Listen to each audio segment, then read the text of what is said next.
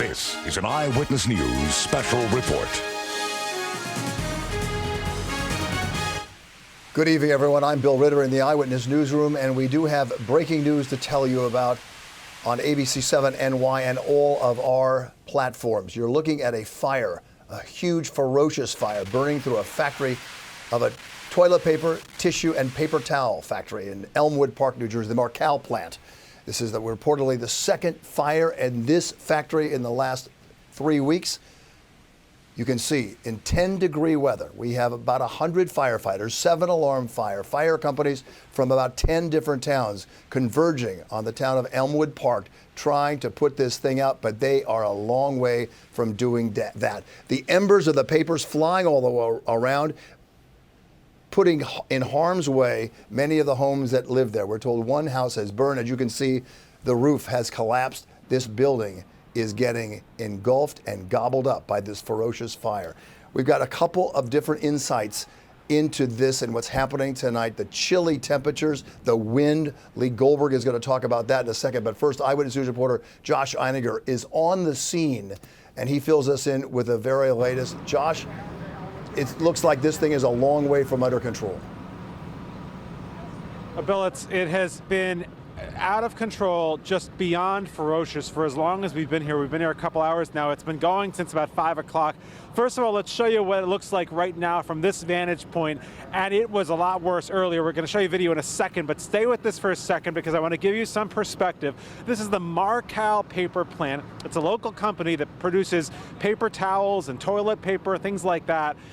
This is I-80, and if you ever drive between sort of New York and Patterson, you pass the paper plant. It's a giant red neon sign that says Marcal.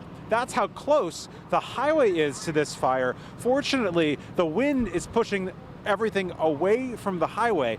Unfortunately, it's pushing all the smoke and all the embers into that neighborhood right over there, which is just maybe a few dozen yards from the perimeter of the property. When we arrived, the flames were almost right up on those houses. That neighborhood has now been evacuated with a report that at least one house did catch fire because there are embers flying through the air. Let's show you video right now of the flames as it was really horrible when we first got here. This started at around 5 o'clock this afternoon in what was described to us as basically a warehouse for paper products. Now, you know, they produce toilet paper and paper towels, things like that. It was a warehouse where they keep enormous rolls of uncut paper.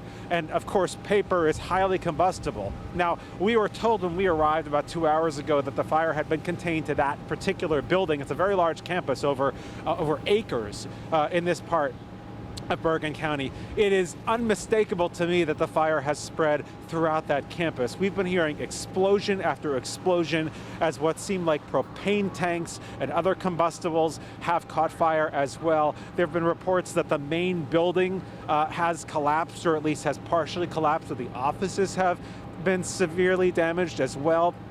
So this does continue to rage. Bergen County Emergency Management has arrived here to help the police department patrol the perimeter here. There are about a dozen towns that are here working on trying to get this thing under control. And you know, it sort of ebbs and flows. At one point, you know, the flames seem to start to die down.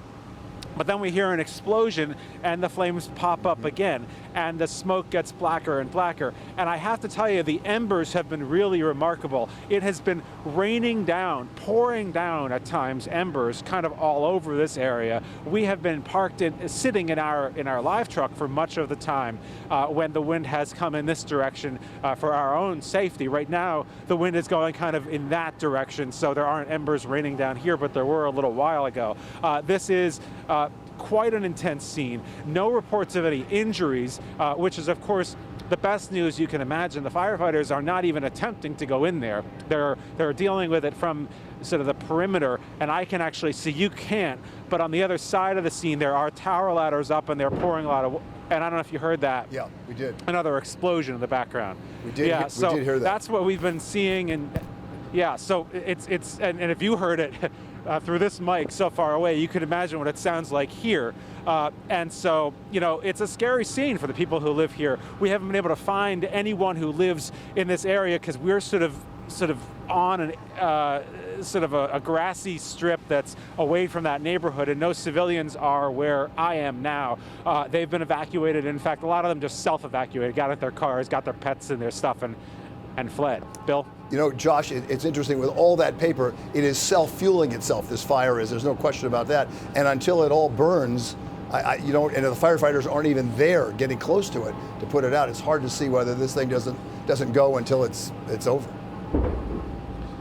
And I don't know if you heard another explosion back there. So there's more than just paper, of course, fueling this. There are propane tanks. I'm not entirely clear on what else is in there, but that's adding to it. But the biggest problem they're facing here is the wind. When we arrived, we were told that there were 35-mile-per-hour gusts, and the smoke, you could tell it's being pushed in the embers and everything, and that makes it very, very hard for them to fight it.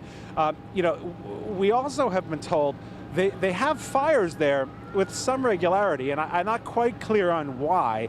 The fact that there's paper there makes it highly combustible, but it doesn't explain why they have a lot of fires there. But they have apparently enough fires there that there's a fire brigade that works for Marcal that is trained and works on putting them out when this happens. This, of course, was too much for them, so they called in the professionals. But yeah, that's where we are. It's just a remarkable scene, and it's like, a hellscape back there right now. Bill? All right, before I call in Lee, I want to tell you what we found out. The Bergen Record reporting tonight on January 9th, the roof of Marcal Paper Mills caught fire. It took about 2 hours to extinguish the blaze, we're already now double the time of this. It may have been sparked by a crane removing an extension cord. That's what officials said. There was a big fire in February 2017, and a year prior to that, in April 2016, there was also a fire. So that does have, as you say, some history. Just to give people a location, you said I-80. The Passaic River is near there as well, correct? Correct. It's basically right on the border of Paterson, New Jersey. In fact, this area, I'm told, used to be called East Paterson. So it's almost in Paterson, in Elmwood Park, and it's a pretty big landmark. Traffic on I-80 is still flowing, although it's been really slow as people have stopped to kind of gape at this scene that has played out as we have for the last couple of hours. But again, fortunately, nobody hurt that we know of.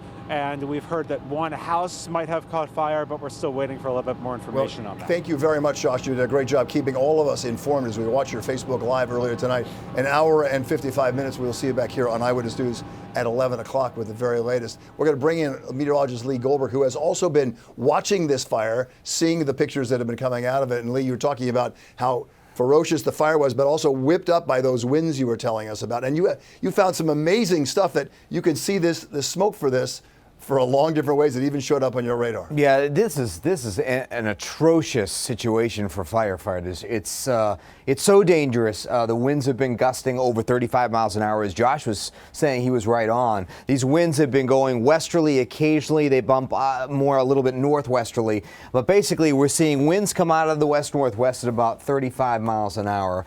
Let me go and pull up the radar that I was looking at earlier. So what happens with our radar is once we're not getting a weather event, the Weather Service will put the radar in what's called clear air mode. And it's actually a more sensitive mode where the radar is going around a little bit more slowly and it's sampling a bigger volume of the atmosphere. So it tends to pick up on debris or particulates, and something like this comes into view. So I looked at it earlier. I said, this is not another snow squall. We're clear out here. And then you see this band of snow here. So there's Elmwood Park. It's the AccuTrack radar, and you can see how it's picking up this band going across to Inwood, right over the GWB, all the way across into Queens, even parts of the southern Bronx, and then into parts of Nassau County. I just want to show you some of the places here that Josh was talking about, and I want to put the radar right back on it. So you see where it's coming down here.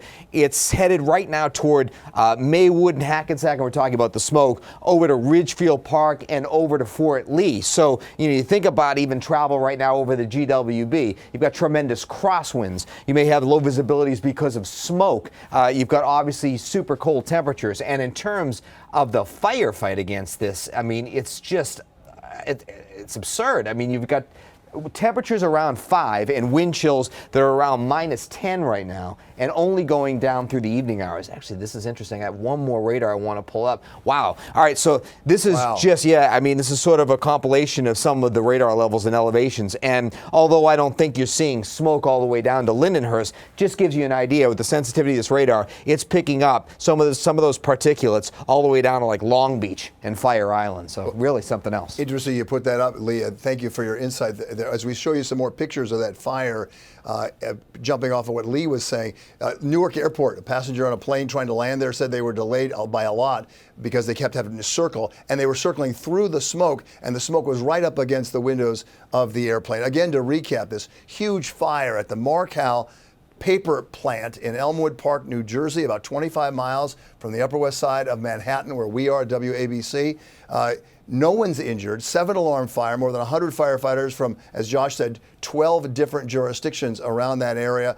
Almost all of them volunteer firefighters out here, but they're not inside the campus fighting the core of that fire because they just can't get there. It's too intense. It is spreading, and right now we don't have any idea when this might get under control. We're going to have continued coverage both online and right up until Eyewitness News at 11 o'clock, where we have Josh Einiger and Stefan Kim at the scene. Lee Goldberg will be back to tell us how the wind and the weather is affecting this. And can you imagine 5 degrees in Elmwood Park, New Jersey, and those firefighters out there trying to put this thing out? A very dangerous situation. We'll bring you the latest tonight on Eyewitness News at 11 and any updates online. For now, I'm Bill Ritter in the Eyewitness Newsroom. We'll see you a little later.